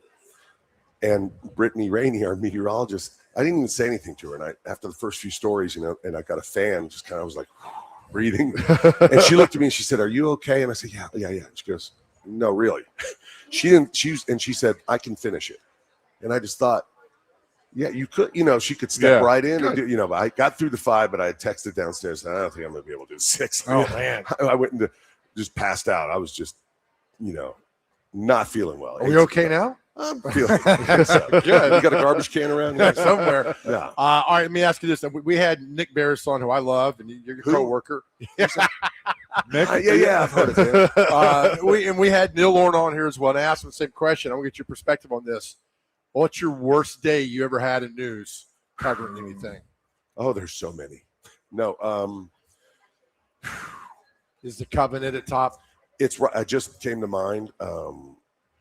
Christmas Day bombing, obviously, but thank God, there wasn't a big, casualty. The person involved obviously died. Right. But it was frightening, kind of shook. Sure. Yeah. Covenant was, and just the other day, whenever there's something, it hits hard. The little boy in Cheatham County. Oh, yeah, in the back of the car. Because so many parents it's just your heart breaks, you just sinks and you have to kind of take a breath and move on. But Covenant, I was in Savannah, Georgia, visiting my son who had gone to Savannah College of Art and Design that weekend. It was Monday. Mm-hmm. I was scheduled to fly out on Southwest, I think about mid-morning. And I had said goodbye to him the night before because he had classes. And I decided I could change my flight. I was going to take a later flight, like in the evening, and just drive around to explore. And I'm in my hotel room, take a shower, whatever. I was like, I hadn't checked my phone. And I checked the email, my work email. And, it just started blowing up. And I was like, oh, my God. And then all of a sudden I got a text from my general manager. Where are you? We need you to come in. And I said, I'm in Savannah, but I looked at the flight schedule and I don't know if I can make this next flight. I mean, I barely made the flight literally ran in. It was the last group boarding Southwest, got on the flight, flew here. My car was in the shop near the airport on Murfreesboro Road. I had to pick it up. So I had to take a lift over to the shop, get my car, turn on the radio to listen to, get anything, go to Franklin, shower, and I was on the 6 o'clock that night. Wow. And it was just I was already shook up, and then it started sinking in, when the facts started coming in. It was just, obviously, there are a lot of those where and a lot of people say, how do you, sometimes we don't, get emotional, it's tough. It really is. I mean, we try to, and a couple of years ago we started, it used to be, you can't show emotion, Right. But I feel like that's different. There's been a shift after COVID, all the politics, in the last 10 years, we changed our whole approach. We toned it down, graphics, everything. Instead of, in your family, we try to pick up the energy lately, a little more like that. Right. But we started doing longer form instead of just, 10 minutes of news at 10, all of that, the big people were exhausted. Viewers were like, it's too much on this, too much. So we toned it down and we started doing what we call, we do it anyway. When you work with someone on the anchor desk for a long time, you come out of a particular story that has some impact and there's a little back and forth. Yeah, you want to just kind of reflect with the reporter or over the anchor. Okay, the report's done and there's Vicky or whatever, and it's just very easy when you're working with someone who's your friend and it's just natural, and just to show like, hey, we live here too, and we yes, a little bit, and it's okay. It was like for me trying to get used to that, because I mean, Carrie is so empathetic, with some really tough stories, and see her eyes walk, and I'm like, you okay? And you take a breath, and it's okay. The viewers. Well, I think as a viewer, it's a natural reaction. And I think you guys did a great job with the Mayfield, Kentucky tornadoes. Yeah. And look, this ain't about us, but I've had covered tornadoes where your heart just shattered for the person and you're helpless, right? You have to do a job, yes. Right? An important job is to tell this story and, and at the same time, you're human. There was one point, the Covenant, it was a day or two after when we got all the pictures of the kids. And we had it up on the video screen and we were standing there and we opened the newscast and, I turned and just one of the kids' faces I saw and I stopped like just, and I think it was Carrie was ready to jump in and I kind of caught myself and I turned, but as soon as I had to just kind of take it. It's gut punch. Those are so difficult. I mean, they are to get, and somebody, how do you do it? We do a lot of news and we do a lot of positive. I tell people, if you haven't watched, we balance it out. Mm-hmm. There's a lot of crime stories that we decide not to, what would, be the benefit of sharing this particular story. We're not gonna do that story. We, if it's really important, sometimes we have days where the whole A block is just tough. Yes. There's nothing we can do, but it's important. Otherwise, we're really trying to balance it out and do a lot more positive. We're going around the communities and, that's great. I like the community thing. Yes. Yeah. I like the that you have reporters kind of assigned to counties. Geo beats, we call them. Yeah. Well, also because like Amanda Roberts, born and raised in Brentwood, she knows when it makes sense. Chris Davis, Montgomery County, Clarksville. Yeah. It makes sense. So, and I've been doing this Your Voice series. It's we haven't done a lot of it lately just because of scheduling, but it's been really cool getting out of the studio, going, having a day, driving to McMinnville or wherever and sitting in a coffee shop and just, hey, what's going on? Because a lot of these, it's tough to cover everything. They feel like, hey, we're in your market, but we don't hear a lot going, in our community. right? So we go there and what's going on? We find out.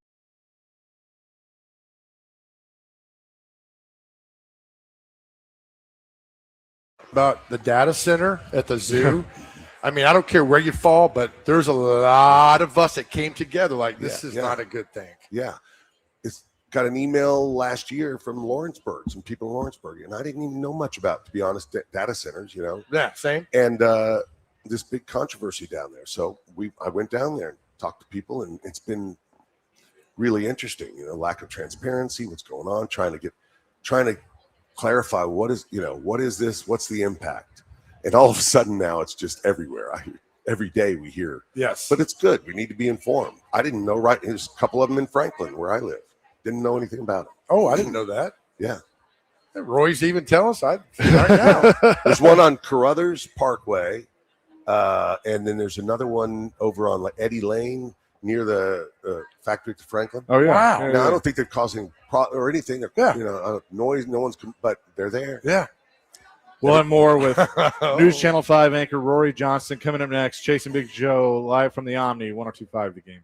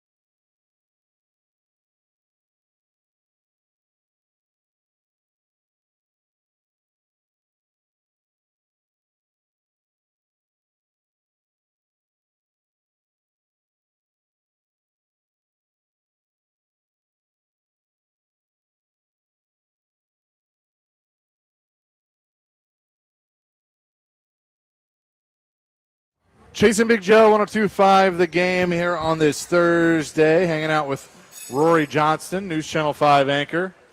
So the Titans are finally back. They're in action tonight. I was saying before that we ought to do a trivia game. You guys like this? Since Coach Sala was hired, how many times has he said the word violence? Probably 230. See, real football fans, like you said, they like that. Oh, yeah. Some people are like, what do you mean? It's like, look, it doesn't mean going out in the streets and clobbering people, but it means clobbering, it means absolutely. toughening. I like that. You guys have carried the games on CBS. Yeah. For your CBS affiliate. I mean, it has helped you guys. I mean, people Absolutely. with the ratings are massive. You guys are part of that. I mean, Jim Nance and Tony. Well, I don't know about Tony. Right. Yeah. J.J. Watt, at least for the foreseeable future. Yeah. But And you guys, Steve and John, do a great job. Brian and Coos. I mean, you know the team. Yeah. they do it. They work hard and they do it. Coos is a legend. Product Yeah. in the air. Yeah. Coos is great. Coos, if folks don't know, Bob Cusack is a Channel 5 sports photojournalist, been there since, Editor too. Yeah. since like 1920. Bob used to be a bank teller. Really? Here I didn't know that. Yeah, and when he first moved to town. Can you imagine Bob? We love Coos, right? Can you imagine him being a bank teller? It Boy, just blows my that mind. would be an SNL skit. Right? Yeah. Bob Cusack. Yeah. A great guy, great team. Steve and JB balance each other out. Yep. Steve's more of the brain, he's a wordsmith, excellent. JB is personality. Boom. Yeah, both great storytellers. Yeah, they do a great job. It's a lot of fun. So Sala, yeah. Here's what I tell people: I watching the Super Bowl. I was with my cousin Eddie, MTSU. Nice. I have a cousin Eddie. Real nice. We were at a sports bar watching the Super Bowl, and I just remember that defense. Oh, yeah. First of all, I'm not a Patriots fan, but I was just watching that. New England just couldn't figure. It was amazing to watch. Yeah. That defense was, and I was thinking, can't we come close to that? Like that's the kind of defense I want to see. That's great, right? Because it was just so fun to watch. And I know it was a low, but I was like, guys, you don't understand. I mean, they just, and the way, I love now, because I never played football. Mostly I've learned by, the technology, the way they break it down now, the screens and the highlights, like, oh, okay. Now I understand what that means, Amazing. It's great. And not only that, but Chase and I've talked about that. When these teams, the Preds and Titans, do well and get in the postseason, it just feels good around here, right? With the Preds running 17. Unbelievable. Get out of here. Carrie and I were up on top of, what was the name of that? Right near the Palm on that side street. So is that Poncho and Lefties? Yeah, it was Poncho. We got that Whatever, spot on the roof, so it was kind of the corner. Yeah. And CMA Fest was going on, and the screens of the Predators. It was so fun. It was amazing. What a lift, and the NFL draft. I mean, all that just makes the city vibrant. It's vibrant anyway, but fun. Butch Spiriton, who used to run, had the Convention and Visitors Corporation, and was just such a visionary behind the Music City Center. Mm-hmm. I got to do a kind of an exit interview with him. It's a long exit interview. He told me about when they pitched the Music City Center, saying, "Oh, it's too big. We don't, and now it's too small." He had this vision. He told me that during that whole Preds run, 17, right? He was on top of like Tootsie's with his phone, doing this, sending it to the NFL because they were pitching the draft. And he said, this is what it's going to, Yeah. Brilliant. Yeah, it was. And then I was on a trip. I went to some beach somewhere, and I was in Miami coming back that Friday night. And I had a couple hours, and I just sat at a bar, and I was just amazed. I hadn't seen it, and I was just like, yes, the camera shots, just what do you call it? Skycam. They were just, and I was like, look at Nashville shining. It was really cool. When you moved, that really sparked. Oh yeah. When you moved here in 2005, could you ever fathom that would be possible? No. The last 10 years. Tony Giratano, the big developer, behind a lot. He's building the Signature Tower now over by the Y. It's going to be the tallest. Interviewed him a couple of years ago in his penthouse at Church and Fifth there. The 505. 505. Yeah. Yes, sir. His amazing penthouse. And he's just, a visionary also. We're standing there looking out, and I said, look at this. And he said, let me tell you, the next 10 years is going to make the last 10 years blush. He said because of the, he said this core and out west, the corridor, and already it's happening. I used to be able to know like the new we're getting a new. I've lost track now. There's so many. Right. Let me ask you a question. Can downtown Nashville hold that? Can the streets hold that? Of course not. Yeah, right. It happens everywhere, though. It's not, just a problem in Nashville. It's so, and I'm not, it's hard to plan. Sure. Roads and everything. It's always going to be 10, 15 years behind. Happened in Houston, Atlanta. Happens everywhere. It's just, it's taxpayers. It's so frustrating. Right? You grew up in Houston. Yeah. Traffic here is terrible, but I've been to Houston. The traffic there. Well, and worse. The Katy Freeway in Houston, which is I-10, it's like it goes from out west to Katy. It's big. I think now it's 10 lanes on each side. I'm not kidding. It's just holy cow. But that takes decades to all that. It's crazy. I get frustrated because I'm not good with traffic. I'm second shift, I come in the afternoon. Yeah, you miss it. I fly home in the evening, at night. It's my road, right? So when I have a day off or there's a big event, I leave the station. I'm like, who are these people on my road? But the last few years, it doesn't matter what time you're coming north on I-65. You start to get past 440 and Wedge, and you hit the brakes. It's a big people coming in from the north have it. It's everywhere.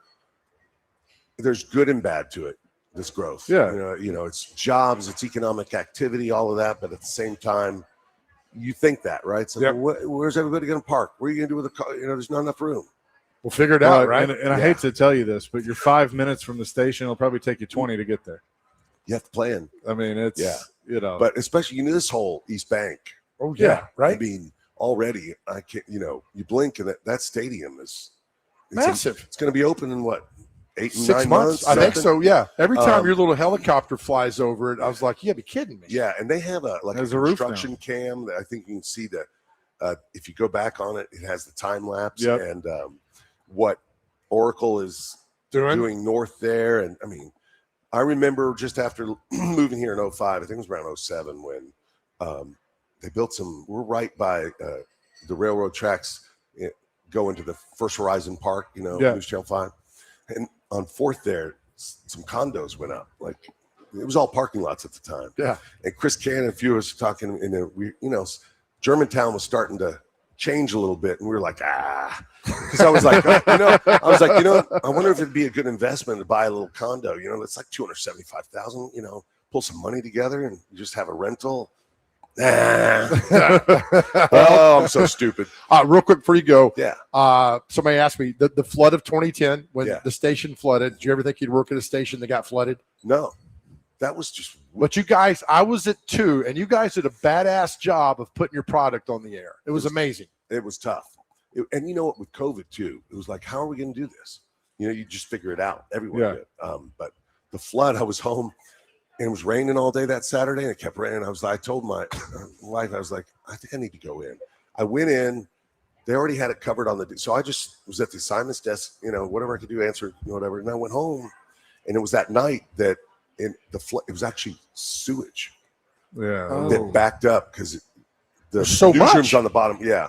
So I had to go, I ran in that Sunday and put boots on and, just helped. We just got everything upstairs. And for a full year, we were working in hallways and right. Oh, what a mess. You got it done, though. But other people suffered big time. Yeah. It was tough.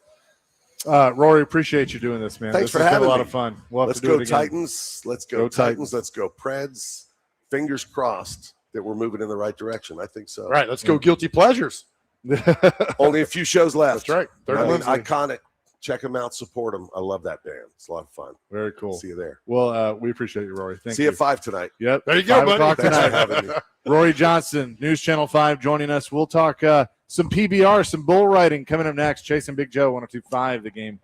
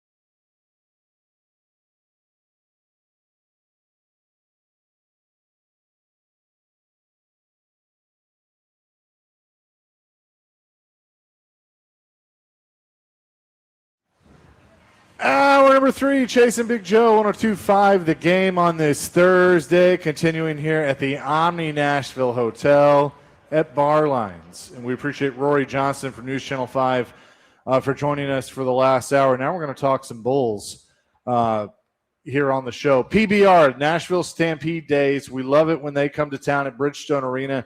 It starts tomorrow through Sunday. You can get your tickets at Ticketmaster.com. Justin McBride, he's the head coach of the Nashville Stampede, and then Dalen Swearingen. Did I say that right? Swearingen? Yes, sir. Joins us now. What's up, guys? Thanks so much for doing this. Yeah, thanks for having us on. It's always a pleasure. I get to talk with Nick weekly, and so it's great to be on. I was just telling you guys before we went on the air. I went last year. I've been a couple times now. Y'all are crazy. Do you just wake up one day and go, you know what? I'm going to be dangerous and just ride a bull?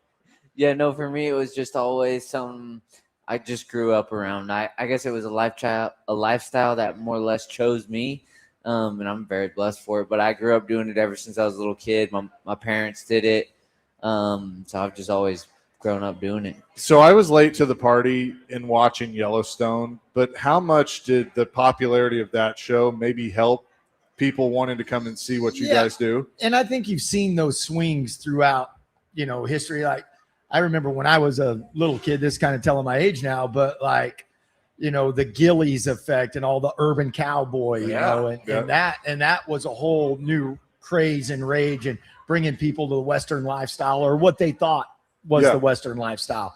And then in the early 90s, when the movie 8 Seconds came out, about the story of Lane Frost, and then that created a whole nother kind of that whole line dancing era and all those things. And now I think you're seeing with Yellowstone, just these shows that take people back to something that they feel like, oh yeah, this is how it can be. I can say what I mean. I can mean what I say. I can live that away. And so I think that's just the appeal of really the Western culture and Western lifestyle, the romance of it, for sure. It's great. And of course the Garth Brooks song, Worn Out Tape by Chris Ledoux. Yeah. Absolutely. I was working in the bar industry when that song came out. I love that song. And I remember talking to Cowboys like, this has been around for decades. This isn't nothing new. And so you'd hear that. And I tell people working the bar, it's like, hey, in the bar, did you ever get in fights? Who to avoid in a bar fight? I was like, Cowboys. Do not fight cowboys in a bar because they don't care. Don't bother them. It takes a lot to get them going and a lot to slow them down. But that's part of the we're enamored with you guys because you are kind of that last stage and that front stage of the American West and all that. It's still very vibrant today. Well, it is, like guys like Dalen, all the boys on the teams, all the boys on most of the teams, like they're good young men, I'm not saying they don't go out and get in a little trouble or anything, but at their core, they try to stand up for what's right, what they believe is right at the time. And if that means a fist fight, sometimes it means a fist fight. Right. But, so it just, but no, they're all polite, well-mannered, good young men. And I think that does appeal to people, right? Like people are like, whoa, wait, this still exists, Right. This guy's at the top of his game, a professional athlete as high as you can get in our sport. And he's like the most humble, polite guy that there is. So I do think there's an appeal to that. I got a lot of really dumb questions for you. All right. Do you practice on mechanical bulls? No, we don't like, so that's not saying there can't be some use. No, that's not a dumb question at all. There can be, you can get some use out of that, like coming back from an injury, just see how your body feels, this or that. But other than that, no. I guess my question: how do you practice? We practice on bulls. Yeah, do you really? We do.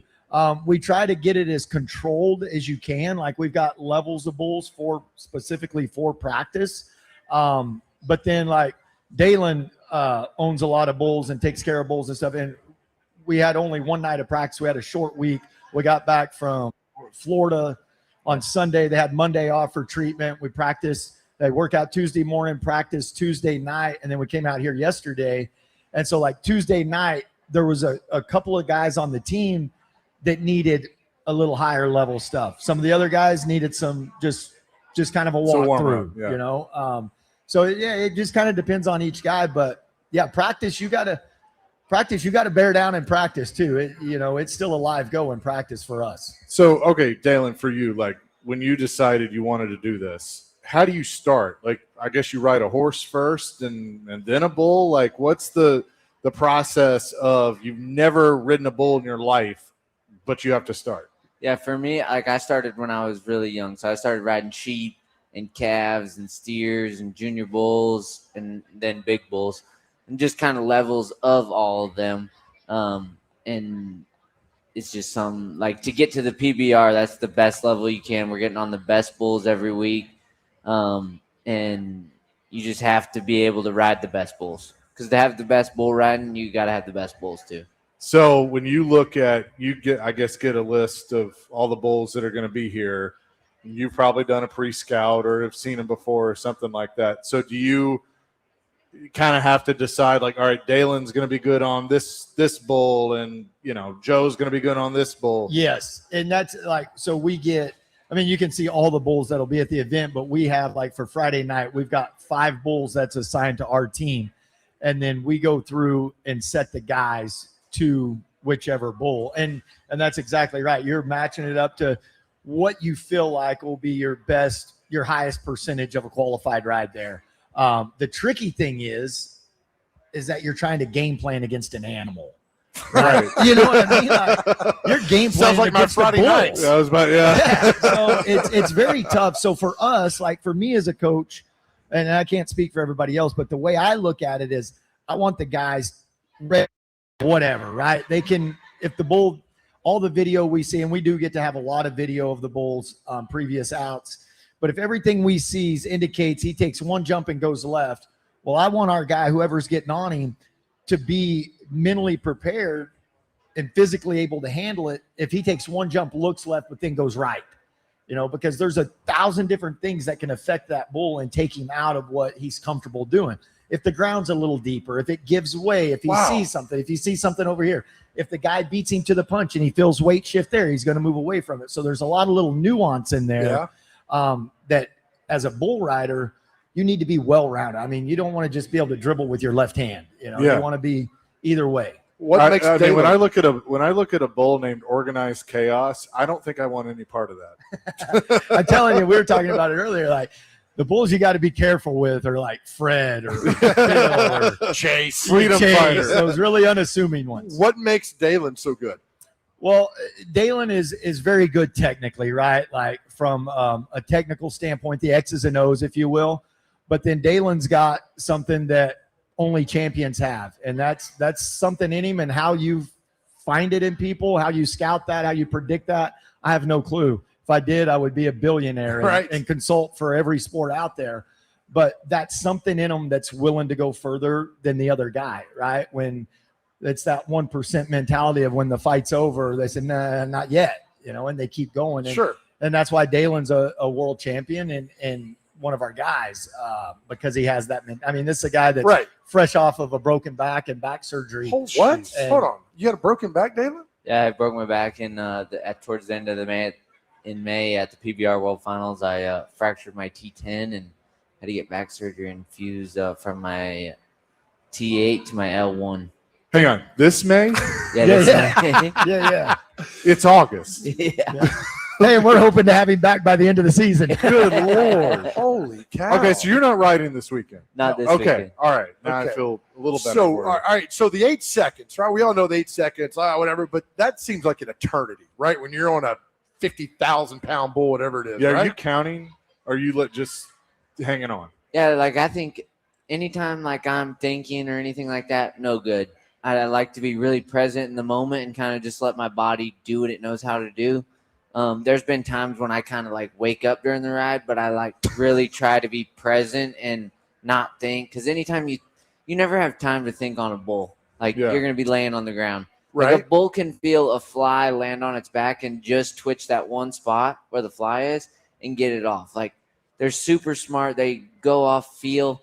And so we just have to react. There's like no time to think about it. Right. So can you tell when you're in the pen if the bull's pissed? You're like, oh God. Can you sense that? I think you probably could, right? Oh yeah, for sure. Like you can feel the bulls. It's just like horses. You can feel them, but they also feel like the confidence that I may carry, or if a younger guy's getting on them and they're going to feel way more jittery, you know?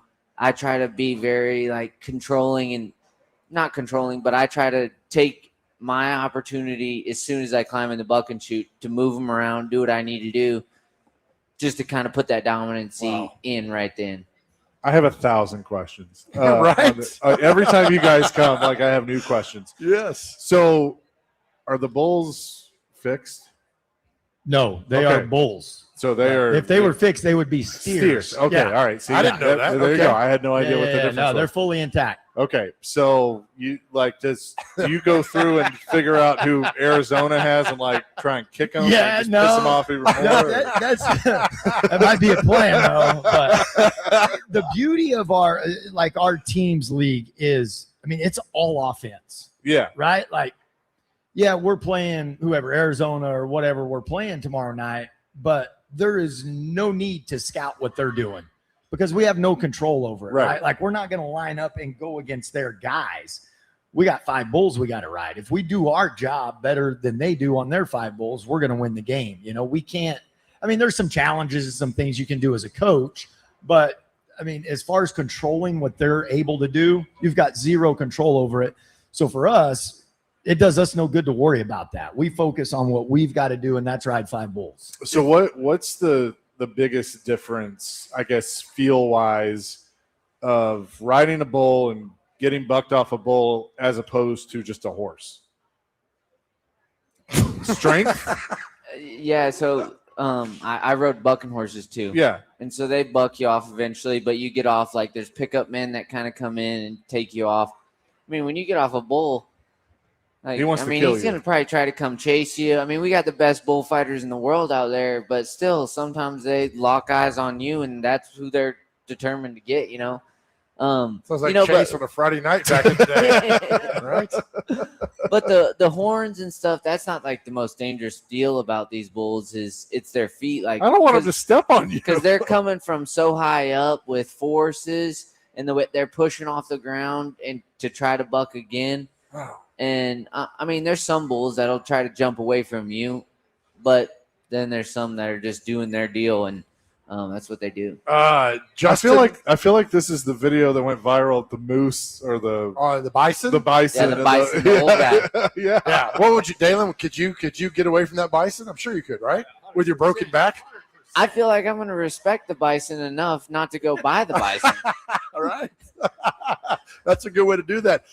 Justin, tell us why we need to come this weekend. We're going to come Saturday. Tell us why, if you've never been, you should come, because I'm telling you, it's the time of your life. Yeah, look, it really is. And I mean, I'll brag on our team towards the end of this pitch, but like, it is one of the most exciting things you're going to ever get to witness. Like, it is a sport, but it is crazy also. Like, you do not blow a whistle and stop it. Like, it keeps going until these guys are out of there. And there's times where it does get a little bit out of control. It's scary. It's fun. It's entertaining.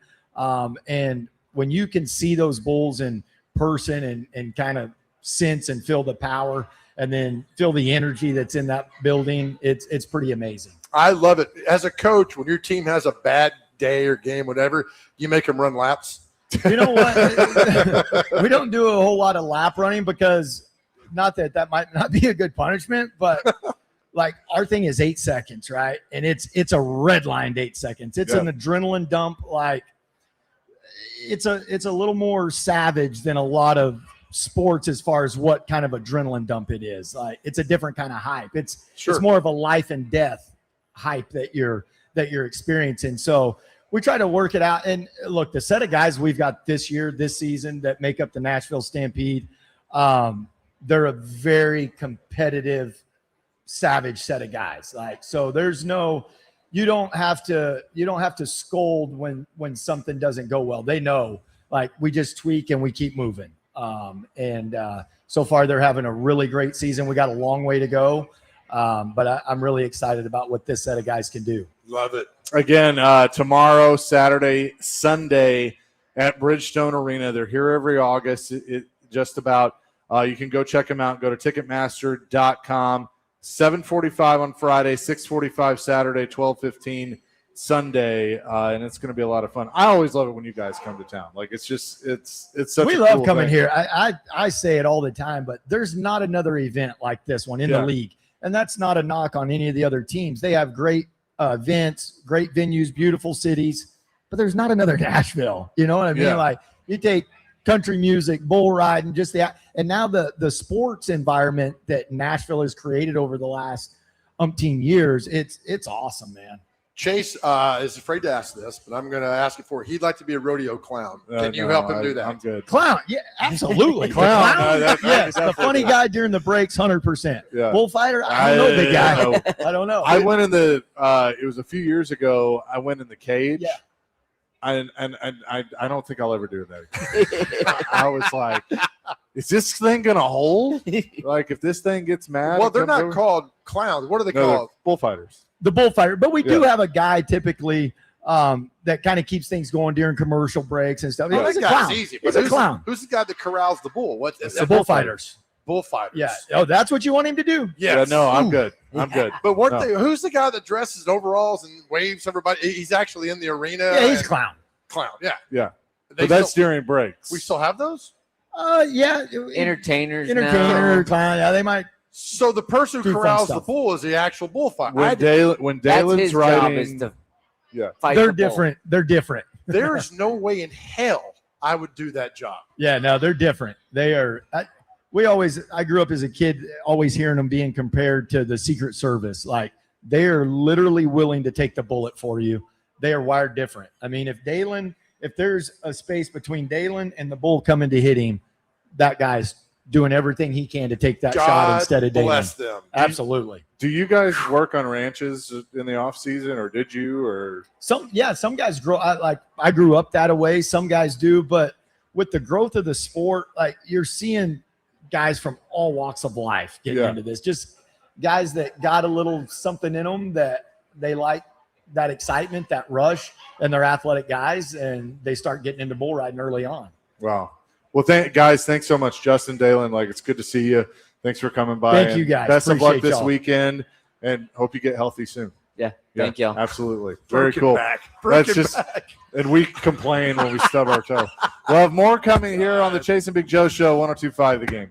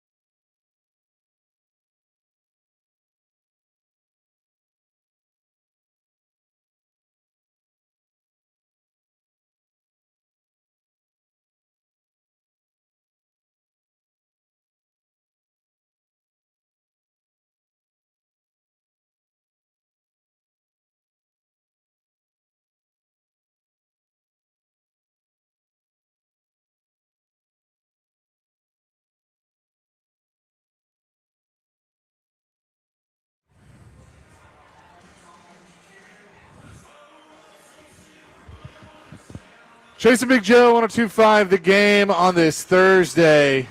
We've covered it all today, but Titans tonight, Bulls this weekend. Right. We talk a lot of Bull on this show, but Yeah. I mean, I love those. Like every time they come to town, it's just like how do you talk about tough? Yeah. And like I said, and I know it's a TV show, but watching Yellowstone and how close to realistic it was, like I have a new appreciation for it. Sure, but yeah. it's just, man. But I mean, it's 100 years. I mean, they've been around. And I was telling Nick yesterday, I was like, just in a bar fight, do not fight the cowboy. No, it's not getting, and I'm telling you, it's not going to end well for you. I've seen them fight. If they don't instigate the fights, if they get pushed to the limit, they'll finish them. We saw a lot of them at the Wrangler where Coach Wells and I worked back in the day, man, and these guys will do anything in the world for you. So I'm looking forward to Saturday. It's going to be fun. I haven't been to this event, but I've been to other bull riding events. I'm looking forward because Dr. Crane's told me this is the best of the best, right, Dr. Crane? Yep. Yes, it is. I mean, Nashville Stampede, first in PBR teams event this year, 7-1. They're just one. It just feels like 2022 all over again. This team is just clicking on all cylinders. This roster has a little bit of an overhaul, more prominently Brazilian riders, but minus that, they're a great team overall, and I think Justin McBride's happy with the product.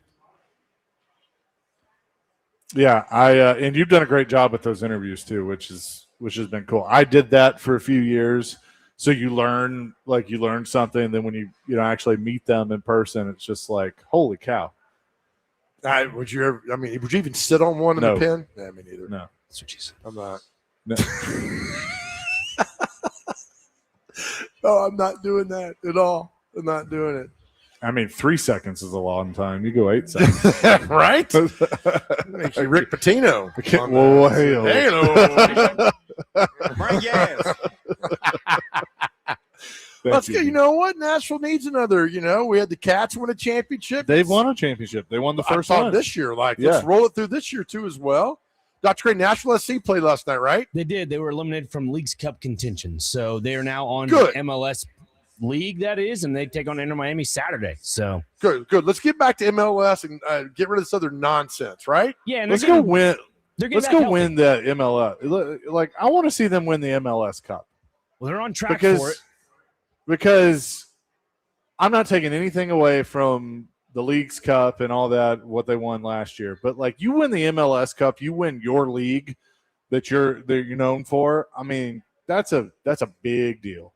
And I think that'd be really cool to celebrate that championship in Nashville. Absolutely. So I want to see them do it. Yeah, I asked BJ Callahan that question in the press conference last night. Like, do you look at it as more of a blessing in disguise that you're no longer in the CONCACAF Champions Cup and Leagues Cup because, the team was injured throughout those stretches of those tournaments. Now you come back to MLS play predominantly fully healthy for the most part. You get 2 new players from the transfer window. Now you're starting to get back to your old form, and he just made it clear that we're not here for a participation trophy. He literally said that. So I just love the vibe from this team. It just goes to show you that they're out to win something more than just the best record in MLS. They won a championship. No doubt. Does he like you? I hope so. I mean, hopefully I haven't pissed him off or anything like that. No, I've been pretty even keel about it. You're good. I don't think you're the type that pisses off. But I'm glad they're out of this silly other tournament because focus. It'd be like the Titans playing their season and taking a 4-week break to play in the some other league to win some trophy. Not a fan of all that. Maybe I'm missing the point. Maybe I'm by myself on this, but focus on what the MLS is. Win those games. I'm with you. We'll come back and we will give our final thoughts on what we want to see in preseason game number 1 from the Titans. We'll do that next. We're live at Barlines at the Omni Nashville Hotel. Chasing Big Joe, 102.5 The Game.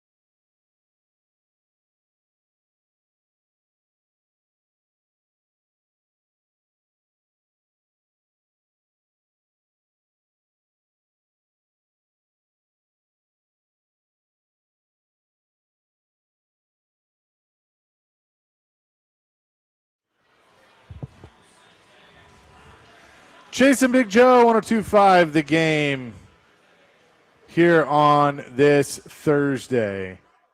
Titans in action tonight against the San Francisco 49ers, the first preseason game of the season. Robert Saleh did say the other day that he would expect the starters, if healthy, to play for more than a series. So probably, I mean, I don't see him giving him a quarter, probably a series or two. But nonetheless, it's a change from really the last two coaches, because Vrabel got to the point where he wanted everybody in bubble wrap, and Right. it showed in the first couple of games of the season. And summer camp, who knows what you were going to get. But Well, we argued. We didn't argue. We argued with people last year about Cam. Remember the first game at Tampa? Was like, let's see him at some point in the 3 preseason games take this team out of the huddle at halftime, and we never got that. And I'm like, I know Brian Callahan knows more football than we know, but I was like, we need to see him come out, lead the team in the second half. We never saw that, and so I was like, so it meant nothing. Tonight, what I want to see, Cam comes in. If Cam comes in the first series, take 3 deep shots. I don't want to see hand the ball off. Hell, you can hand the ball off. yeah, You may do that. no. Let him roll out, throw the ball down the field. Throw towards Tate, throw towards Ridley. Just throw it. Give me 2 just absolute posts down the middle of the field. Throw it down there, and then take him out of the game. And hey, he played in the game a little bit. Defensive wise, Saleh's the defensive guru. First, second, third team. I need to see those guys violently play football tonight. Yeah, That's what he preaches. Let's see it tonight. I want to see Jeff Simmons in there for a minute. That new defensive front. I'm excited about this defense. I really am. I think that you got some dudes that you got Simmons, who he's a dude, but then you got some other guys that just want to hit you and just they want to. Jermaine Johnson's determined. I think he could have a breakout year. Oh, yeah. I cannot believe the Jets let him go. I cannot believe they let – but that's all right. He's here now, and then they could figure it out. But, the ultimate goal is to win. Obviously, of course, the goal is to win. And once you do that, you have a lot of fun with that. But just no injuries. Get what you need to do tonight. Typical first preseason game for all the teams. Don't get anybody injured. Get some good things on tape. Move on. Yeah, 100%. So Sometimes, though, I want 96%. Could you do that? 80% of the time, it works every time. I need 96%. By the way, one of my pet peeves, people say, 110. thank you. Yeah. Doesn't exist. Give me 100. That's it. That's what I need to see tonight. But it'll be fun. 8 o'clock on Channel 2. I'll watch and see what happens tonight. And, again, to me, the Will Levis drama is enough to keep watching the game tonight. She's like, oh, Lord. I hope he plays great. Got to see it, though. I see it going Cam for 2 series. Trubisky probably comes in.